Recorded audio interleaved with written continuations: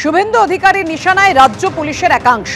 Police welfare কমিটির সভায় মমতা বন্দ্যোপাধ্যায়কে মুখ্যমন্ত্রী করার কথা বলেছিলেন এক পুলিশ আধিকারিক। 2026-এ মমতা বন্দ্যোপাধ্যায় মুখ্যমন্ত্রী হলে তবে আমাদের লড়াই থামবে। দীঘায় পুলিশ ওয়েলফেয়ার কমিটির কনভেনরের মন্তব্যে বিতর্ক ছড়িয়ে পড়ে। ভিডিও দেখিয়ে পুলিশের একাংশকে আক্রমণ শানিয়েছেন রাজ্যের বিরোধী দলনেতা। পুলিশের নিরপেক্ষতা নিয়ে প্রশ্ন তুলে নির্বাচন কমিশনকে চিঠিও দিলেন তিনি। ভোটের কাজে রাজ্যের পুলিশকে রাখা যাবে না, দলদাস পুলিশকে ভোটের ডিউটিতে রাখা যাবে না।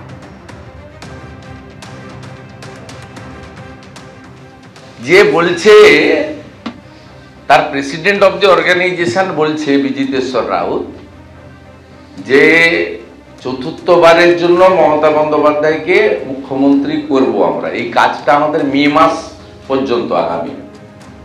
তো পরিষ্কার এটার জন্যই তো বলছি যে ওয়েলফেয়ার অ্যাসোসিয়েশনের যারা সদস্য তাদেরকে সরিয়ে নির্বাচন করতে হবে, কারণ they express their views and commitment in front of media and everybody. তারা বলে দিল আপনি তো ভোট তো আপনার গোপন বিষয়, সমর্থন তো আপনার ভোট বিষয়, কিন্তু ইনি সরকারি প্ল্যাটফর্ম থেকে বলে দিল। সেই কারণেই এই চিঠি আজকে আমি দিয়েছি। বেশ করেছে, পুলিশের 100% অধিকার আছে ফেডারেশন করার, সরকারি কর্মচারীর অধিকার আছে সরকারি কর্মী সংগঠন করার। সরকারি কর্মচারীরা যেরকম সরাসরি পার্টি করতে পারেন না, তেমনি সরকারি কর্মচারীরা ফেডারেশন করবার বা তাদের কোঅর্ডিনেশন করবার অধিকার রয়েছে। বামফ্রন্টের আমল আমরা দেখিনি, প্রতি বছর ভোটের আগে পুলিশ অ্যাসোসিয়েশনের সভা হতো, বর্ধিত সভা হতো, সেখান থেকে তারা বামপন্থীদের জয়যুক্ত করবার আহ্বান জানাতেন। তৃণমূলের পুলিশ সংগঠন আছে, সিপিএমের পুলিশ সংগঠন রয়েছে, বিজেপির না থাকলে তার জন্য দায়ী কে? তৃণমূল না অন্য কোনো রাজনৈতিক দল? অর্থহীন অর্বাচীনের মতো কথাবার্তা, যে কথাবার্তা বলছে শুভেন্দু অধিকারী, সে কদিন আগে যখন এই সেনাবাহিনীর সঙ্গে ঝামেলা হচ্ছিল আমাদের মঞ্চ খুলে দেওয়া নিয়ে, তারপরেই আমরা দেখেছিলাম রানী রাসমণি রোডে সভা করেছিল, বিজেপির ব্যানারে সভা, যাতে অর্গানাইজার বিজেপি, পেছনে পদ্ম ফুলের লোগো লাগানো, সেই সভায় সেনাবাহিনীর জওয়ানদের নিয়ে আর অধিকর্তাদের নিয়ে এসে মিটিংয়ে বক্তব্য রাখিয়েছিল ভারতীয় জনতা পার্টি। এই শুভেন্দু অধিকারী যে সেনাদের নিয়ে রাজনীতি করেছে দুদিন আগে, সে এখন পুলিশকে নিয়ে বড় বড় জ্ঞানের বাণী দেবে। আর যেই পুলিশের ওয়েলফেয়ার অর্গানাইজেশন করবার অধিকার সংবিধান স্বীকৃত, এই ফেরেববাজ শুভেন্দু অধিকারী, এই জন্যই বাংলার মানুষ ওকে ঘাড় ধাক্কা দেয়। মমতা বন্দ্যোপাধ্যায়কে চতুর্থবার মুখ্যমন্ত্রী করতে প্রচার করছে পুলিশ। পুলিশকে এভাবেই নিশানা করেন রাজ্যের বিরোধী দলনেতা। আর এর প্রসঙ্গে কি বলেছেন রাজ্য পুলিশের প্রাক্তন এডিজি নজরুল ইসলাম। শুধু পুলিশ নয়, যে কোনো সরকারি কর্মচারীর কোনো একটা রাজনৈতিক দলের পক্ষে বা বিপক্ষে প্রচার করলে তার চাকরিতে থাকার কোনো অধিকার নাই, করা যায় না। যেমন আমি আইপিএস অফিসার ছিলাম, তো আমাদের জন্য আইএস অফিসার আইপিএস অফিসারদের জন্য all India service conduct rules আছে, তেমনি রাজ্যের যারা সরকারি কর্মচারী তাদের জন্য কন্ডাক্ট রুলস আছে। তো এই কন্ডাক্ট রুলস অনুসারে কোনো সরকারি কর্মচারী, পুলিশরাও সরকারি কর্মচারী, তাদের কোনো পার্টির পক্ষে বা বিপক্ষে বা কোনো পার্টিকে জেতাতে বলা বা কোনো পার্টিকে হারাতে বলা এ অধিকার নাই। যদি কেউ করে তাকে সাসপেন্ড করে তার বিরুদ্ধে প্রসিডিং করে তাকে চাকরি থেকে বাদ দেওয়া দরকার। এটা কন্ডাক্ট রুলস। আর যারা কোনো একটা পার্টিকে জেতাতে বলবে তাদেরকে অবশ্যই ভোটের ডিউটিতে দেওয়া যেতে পারে না। বনগাঁ সভা থেকে এসআইআর এর বিরোধিতায় সরব হলেন মমতা বন্দ্যোপাধ্যায়। এদিনের সভা থেকে বারবার তৃণমূল নেত্রীর মুখে শোনা যায় বাংলাদেশের প্রসঙ্গ। চ্যালেঞ্জে ছুড়ে দেন মমতা বন্দ্যোপাধ্যায়, আর এ নিয়ে পাল্টা জবাব দিয়েছে বিজেপি। এসআইআর এর নামে এনআরসি করার চক্রান্ত, মানছি না, মানব না। কখনো এসআইআর এবং এনআরসিকে জুড়ে বিজেপির বিরুদ্ধে সুর চড়ালেন, কখনো আবার নির্বাচন কমিশনের বিরুদ্ধে অভিযোগ তুললেন।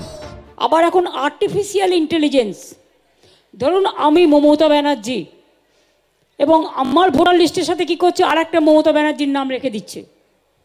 ফলে অরিজিনাল মমতা ব্যানার্জি যখন ভোট দিতে যাবে তখন দেখবে disallow, she is not original, আর্টিফিশিয়ালটা অরিজিনাল হয়ে গেছে। মতুয়া অধ্যুষিত বনগাঁ সভা থেকে এভাবেই এসআইআর ইস্যুতে সরব হলেন মমতা বন্দ্যোপাধ্যায়। মুখ্যমন্ত্রী মিথ্যাচারে একদম পটু, তিনি মিথ্যার বিভ্রান্তিকর খবর ছড়াচ্ছেন। কোনো এআই এ দরকার হবে না, কিচ্ছু দরকার হবে না।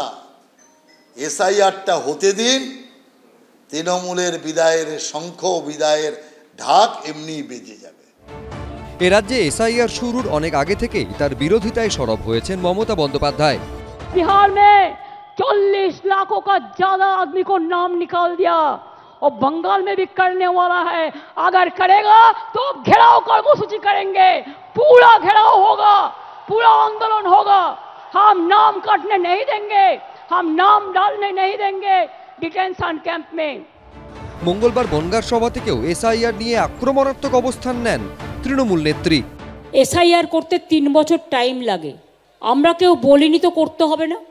আমরা কি বলেছি, তুমি একটাও জেনুইন ভোটারের নাম বাদ দিতে পারবে না যারা ভোট দিয়েছে। আপনি এসআইআর করুন 3 বছর টাইম নিয়ে, ঘটি বাটি বিক্রি করে সাহায্য করে দেবো। কিন্তু ইলেকশন আসছে বলে 2 মাসের মধ্যে গায়ের জোরে এটা আপনারা করতে পারেন না। মমতা বন্দ্যোপাধ্যায় যখন এসআইআর নিয়ে বিজেপি এবং নির্বাচন কমিশনকে নিশানা করছেন, তখন বিহারে এসআইআর এর প্রসঙ্গ টেনে পাল্টা সরব হয়েছেন সে রাজ্যের বিজেপির সভাপতি। ममता बनर्जी को बिहार से सीख लेना चाहिए। बिहार की करीब 15 करोड़ जनता ने और हमारे 6 करोड़ से ऊपर के आसपास मतदाता ने एसआईआर और जो राहुल गांधी ने वोट चोरी का मामला उठाया था, स्पष्ट रूप से नकार दिया कि एसआईआर से कोई दिक्कत नहीं है। और आपने देखा कि बिहार में बहुत ही अच्छे तरीके से मतदाता सूची का शुद्धिकरण हुआ। মঙ্গলবার বাংলাদেশ সীমান্ত লাগোয়া এলাকার সভা থেকে বারবার তৃণমূল নেত্রীর মুখে শোনা যায় বাংলাদেশের প্রসঙ্গ। যারা ছোটবেলায় বাংলাদেশি ভাষায় কথা বলে অভ্যস্ত, আজকে হঠাৎ করে সে ভাষাটা চেঞ্জ করবে কি করে? বাংলাদেশকে আমি খুব ভালোবাসি দেশ হিসেবে, কারণ কাল আমাদের ভাষা এক। সভা থেকে কার্যত চ্যালেঞ্জও ছুড়ে দেন মমতা বন্দ্যোপাধ্যায়। আমি বাংলাদেশি ভাষায় কথা বলি, আমায় একটু অ্যারেস্ট করুন, ক্ষমতা থাকলে বলুন ফার্স্ট আমায় অ্যারেস্ট করতে। আমি কইতে পারি, আমি বলতেও পারি, আমি বুঝতেও পারি। বাংলাদেশকে যার ভালো লাগে, মুখ্যমন্ত্রীর ভালো লাগে, চলে যাক বাংলাদেশে। আমরা ঢাক ঢোল বাজিয়ে মুখ্যমন্ত্রীকে এপার থেকে ওপারে পাঠিয়ে দেব। যাচ্ছে তো এত অনুপ্রবেশকারী, তাদের সাথে চলে যাক, কিন্তু পশ্চিম বাংলাকে বাংলাদেশ হতে আমরা দেব না। মতুয়া আন্দোলনের সূত্রপাত বাংলাদেশের ফরিদপুরে। দেশভাগের পর এদের মধ্যে বহু মানুষ চলে আসেন ভারতে। এদিন বনগাঁর জনসভা থেকে তাদেরই বার্তা দেওয়ার কৌশল নিলেন তৃণমূল নেত্রী। আশাবুল হোসেন, সমীরণ পাল, দীপক ঘোষ, এবিপি আনন্দ। এবিপি আনন্দ, এগিয়ে থাকে, এগিয়ে রাখে।